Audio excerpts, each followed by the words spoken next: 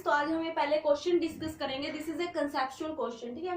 Question में हमसे क्या पूछ रहा है कि व्हाइल मेकिंग आइसक्रीम इन मेटल और प्लास्टिक कोन, ठीक है। आप क्या करते हो, जब आप आइसक्रीम बनाते हो तो आप क्या लेते हो, मेटल का कोई कोन होता है या फिर क्या होता है, प्लास्टिक का कोन होता है। The ice cream seller put a mixture of ice and common salt around the cone and not ice alone. By वो क्या करता है, जो कोन होता है ना उसके सराउंडिंग में क्या करता है, वो सोल्ट भी डालता है। क्या डालता है, सोल्ट डालता है और आइस होता है, दोनों का मिक्सचर होता है, अकेला आइस नहीं होता। तो उसका रीजन क्या है कि क्यों वो वहां पे सोल्ट ऐड करता है, तो उसका रीजन क्या है वहां पे आपको पता है कि जब आप किसी चीज में सोल्ट ऐड कर रहे हो तो उसका जो फ्रीजिंग पॉइंट है वो क्या हो जाता है, डिप्रेस हो जाता है। क्या हो जाता है, डिप्रेस हो जाता है। तो जब आइस का और आइसक्रीम का और जो आपका सोल्ट का मिक्सचर बना है उसका जो फ्रीजिंग पॉइंट है वो -20 डिग्री सेल्सियस तक चला जाता है, ठीक है। जो आपका मिक्सचर आइस का और सोल्ट का उसका जो टेम्परेचर है -20 डिग्री तक चला गया है, ठीक है, उसका जो फ्रीजिंग पॉइंट है।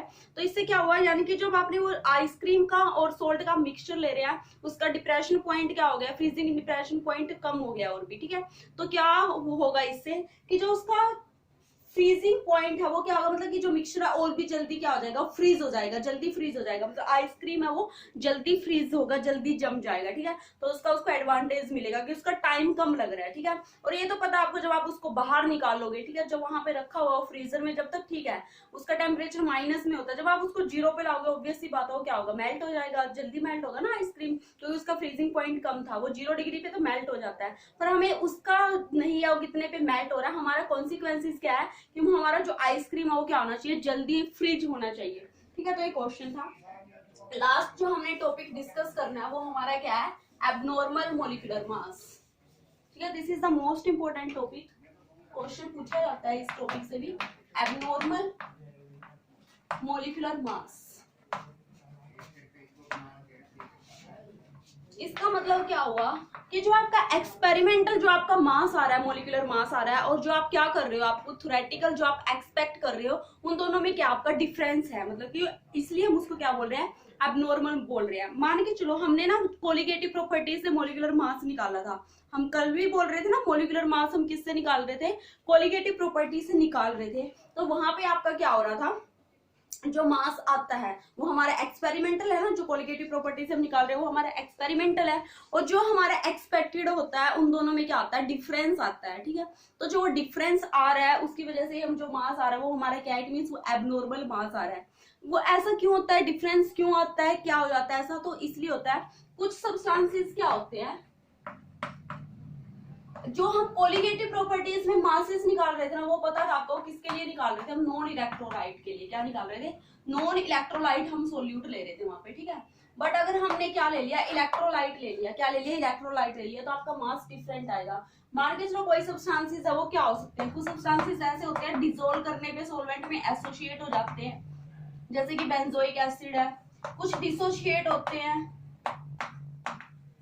मतलब कि ब्रेक डाउन हो जाते हैं। वो क्या होता है आपका, कोई भी मान लो डिसोशिएट में हम NaCl भी ले रहे हैं, ये भी क्या होता है, अपने आयंस में डिसोशिएट हो जाता है N पॉजिटिव और Cl नेगेटिव, ठीक है। कुछ आयंस ऐसे होते हैं जो डिसोशिएट होते हैं और कुछ आयंस ऐसे होते हैं जो एसोसिएट होते हैं। तो ड्यू टू एसोसिएशन और डिसोसिएशन का जो मास आता है, जो कोलिगेटिव प्रॉपर्टीज से मॉलिक्यूलर मास आया, और जो उनका मतलब कि एक्सपेरिमेंटल, कोलिगेटिव प्रॉपर्टी वाला कौन सा एक्सपेरिमेंटल है, और जो उनका मॉलिक्यूलर मास आया जो वो एक्सपेक्टेड वैल्यू कर रहे थे, जो थ्योरेटिकल वैल्यू थे, जो उनका आप जोड़ लेते हो ना, जैसे कि HCl है, H का मास जोड़ लिया Cl का, उसका मॉलिक्यूलर मास आप निकालते हो, वो एक अलग मास आता है, ठीक है। उसमें कुछ ना कुछ डिफरेंस आता है, वो किस वजह से आया मानते हैं हम। देखो आपको ये पता था जो कोलिगेटिव प्रॉपर्टी है ना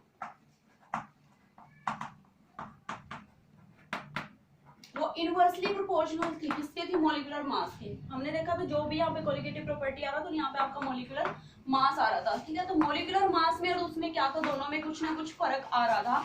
तो जो कोलिगेटिव प्रॉपर्टी और मॉलिक्यूलर मास इन दोनों में डिफरेंस है वो इनवर्सली प्रोपोर्शनल है। अगर उसका कोलिगेटिव प्रॉपर्टी से हमारी वैल्यू डबल आ रही है तो मॉलिक्यूलर मास क्या हो जाएगा, हाफ हो जाएगा। या फिर कोलिगेटिव जो मॉलिक्यूलर मास अगर आपका डबल है किसी चीज का तो उसकी कोलिगेटिव प्रॉपर्टी हाफ हो जाती है। तो these are inversely proportional to each other, ठीक है। ये चीज हमने देखा। उसके बाद आप क्या कर सकते हो, जो चीज मान लो आपका डिसोशिएट हो रहा है, कोई सब्सटेंस डिसोशिएट हुआ है, NaCl है मान लो, NaCl था, डिसोशिएट हो गया Na+Cl, तो इसमें जो नंबर ऑफ मॉलिक्यूल्स है वो क्या हो गया, बढ़ गया, ठीक है। हम क्या पढ़ रहे हैं, नॉन इलेक्ट्रोलाइट्स नहीं है, ये इलेक्ट्रोलाइट्स है। तो जो NaCl है मॉलिक्यूल्स का नंबर बढ़ गया, और आपको पता है colligative property number of moles पे डिपेंड करती थी। यहाँ पे नंबर बढ़ा है तो आपकी कोलिगेटिव प्रॉपर्टी बढ़ गया और आपका मोलिकुलर मास क्या हो जाएगा, कम आएगा यहाँ से, ठीक है। ये चीज एसोसिएशन में क्या होता है कि जो कोई मॉलिक्यूल, मान लो कि 3-4 मॉलिक्यूल है, मान लो 2 मॉलिक्यूल ने एसोसिएट होकर एक मॉलिक्यूल बना दिया, तो इससे क्या हुआ, जो आपका नंबर ऑफ मॉलिक्यूल है वो क्या हो गया, डिक्रीज हो गया। अगर number of molecules means number of moles colligative property से रिलेटेड, अगर कोलिगेटिव प्रॉपर्टी डिक्रीज होगी तो आपका मॉलिक्यूलर मास क्या आएगा, इंक्रीज होकर आएगा, ठीक है। तो ये चीज हमें पता चल गया कि आपस में इनवर्सली प्रोपोर्शनल थे। तो एबनॉर्मल मॉलिक्यूलर मास को आप कैसे डिफाइन करोगे, इसको आप किस तरीके से बता सकते हो।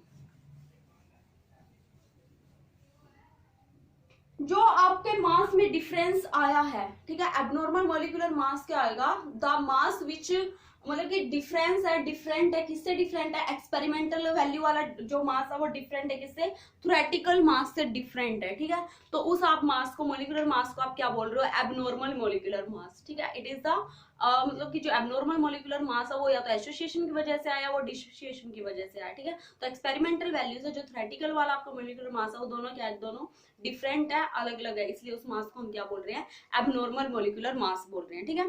तो इसको डिटेल में आगे हम कल डिस्कस करेंगे, आज के लिए हमारा इतना ही, ठीक है। Okay, thank you.